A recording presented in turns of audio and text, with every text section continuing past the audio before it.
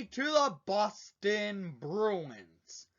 This time, 17 seconds is not in the Hawks' favor. Yeah. The Blackhawks beat the Bruins back in 2013 with 2 goals in 17 seconds from Bickle and Bolin. Well, 17 seconds pops up tonight with 17 seconds remaining in regulation time. Yeah. Why does 17 seconds have to ruin us tonight? This game was actually a well-played game by the Hawks. They were in it against a very tough opponent in the Boston Bruins. From puck drop to the final seconds, really. But it cost the Hawks in the final 17 seconds of play. It sucks. This was a good game by the Hawks. They were playing a strong team against the Bruins, and they looked like they could have won this game, maybe. Couple odd chances for the Bruins, a couple odd chances for the Hawks. Few bad bounces and a couple bad missed calls by the refs tonight. In my opinion, cost the Hawks because a Bruin player played the puck off a face-off where he gloved it and backed it back. There should have been a penalty before the puck was dropped. And, well, there wasn't. The refs tonight, frankly, were not that good. And, frankly, this game should have gone to overtime. But it didn't. Because the Hawks couldn't hold themselves for the final minutes of play. Because, frankly, the Bruins had the Hawks on their heels from the last 2 minutes of play getting shots off onto Laakkonen. Yes, Laakkonen was in net for your Hawks tonight, again. And whenever Laakkonen's in, it has not turned out good for him up front of the helm. Because there's been 2 games this season now that was in net with final seconds of play, and the Hawks have blown it. And, frankly, this game, you can't blame Laakkonen on. Maybe a rough goal here and there, but the team tonight just fell apart in the final seconds of play. So, let's look at the stats of the game, shall we? Shots on net, 25-36. The Bruins had 10 shots on net with the last 5 minutes of play. Right there's an issue. The Hawks' defense was falling apart, and they couldn't get any offensive zone time. So, let's look at the shots per period. 10-8 in favor for the Hawks in the first period. 3-9. Yeah, 3-9 in favor for the Bruins in the second period. 12-19 in favor for the Bruins in the third period. Hawks were letting way too many shots on, and it cost them. That's what happened. 25-36 in favor for the Bruins tonight. Too many shots against. Way too many shots against. Face-off percentage. It was about even, but the Bruins had the slight edge.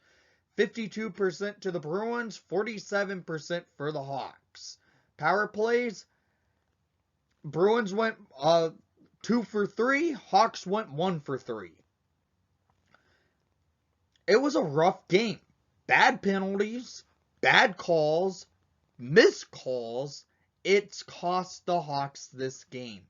This game, the Hawks just fell apart after the Bruins were able to get pressure in the Hawks' defensive zone, putting it on net, getting chances left and right onto Laakkonen. Laakkonen nearly saved us this game, but it wasn't enough as the Hawks lose in 17 seconds remaining in regulation time.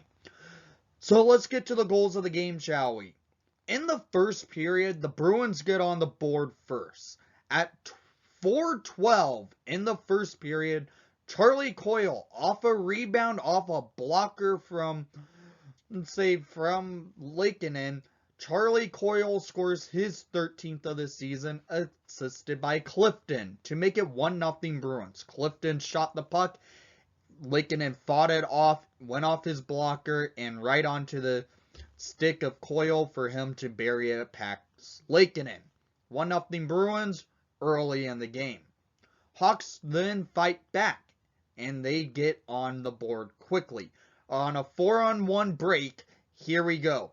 From Patrick Kane going to Alex DeBrincat, Cat feeds it right back to Kane, and Kane goes back to Cat for DeBrincat's 34th of this season, and it came at 6:41 in the first period. Yes, the DeBrincat-Kane combo continues to stay red hot. Kane and Cat go on a 4-on-1 breakaway. Yes, a 4-on-1 break. Hawks had 4 men up, and they went on a break there. Kane gets it across the ice to Cat, and Cat buries it past Swayman.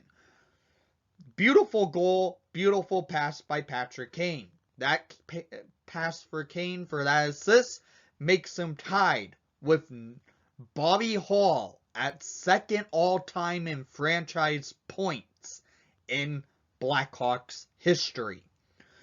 So, after that, it was more back and forth hockey. Hawks had more opportunities off. They couldn't get them past Swayman, and we go to the second period, tied 1 apiece.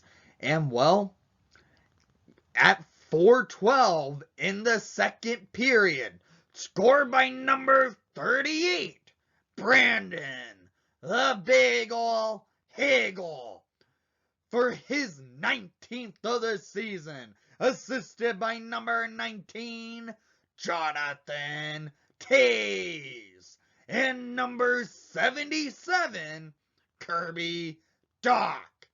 This was Hagel's first of the night, 19th of the season, coming at 4:12 in the second period. Put this on his highlight reel because it was a beauty. He gets the puck into the offensive zone from a good sliding pass from Toews on the boards, gets it to Hagel. Hagel takes it all away. Hagel gets in, freezes multiple Bruins, including Swayman, and he goes in, backhand wraparound goal. It's 2-1 Chicago Blackhawks. That was a beauty from Hagel, but it doesn't last long because the refs kept calling penalties. Hawks get sent to the box, they kill it off. Then another penalty was called on Jake McCabe. And, well, we feel it this time, as at 11:57 in the second period, Alcan scores his first of his NHL career for the Bruins on the power play, assisted by Brad Marchand and David Pastrnak to make it a 2-2 game. And, well, it's not over yet for the Bruins because they get another power play pretty much right after this power play, and the Hawks go back to the PK.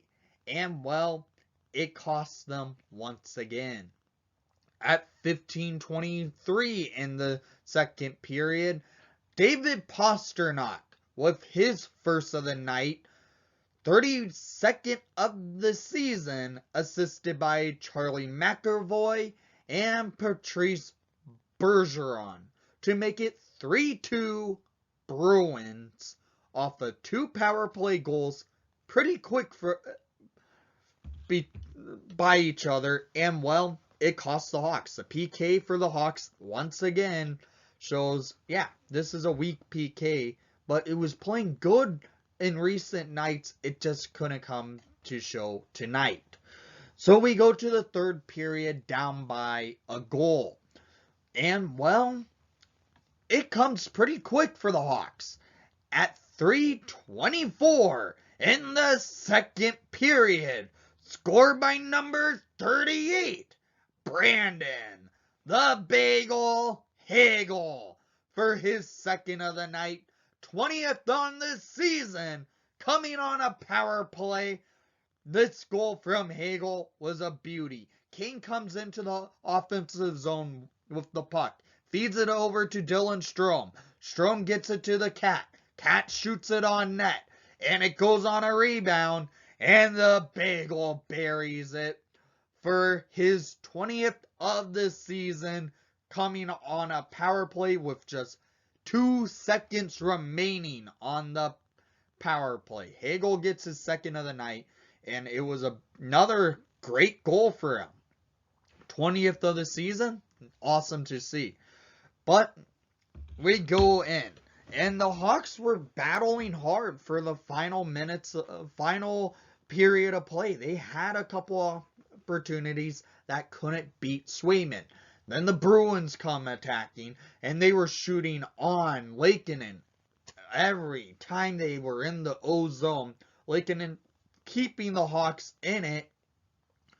But, well, 17 seconds bites the Blackhawks in the butts tonight, because at 19:42 in the third period, David Pastrnak, with his second of the night, 33rd of the season, assisted by Taylor Hall. So, this goal was weird, because the Hawks won the faceoff in the defensive zone. It gets played off the boards. The Bruins attacked the Hawks. Taylor Hall gets the pucks off the board, feeds it up to Pastrnak for him to one-time it past Lakeinen, and it costs the Hawks the game. You're not coming back with 17 seconds remaining in regulation time, down by a goal. It's not going to happen. Hawks try it. They couldn't get a shot off, and that's the game.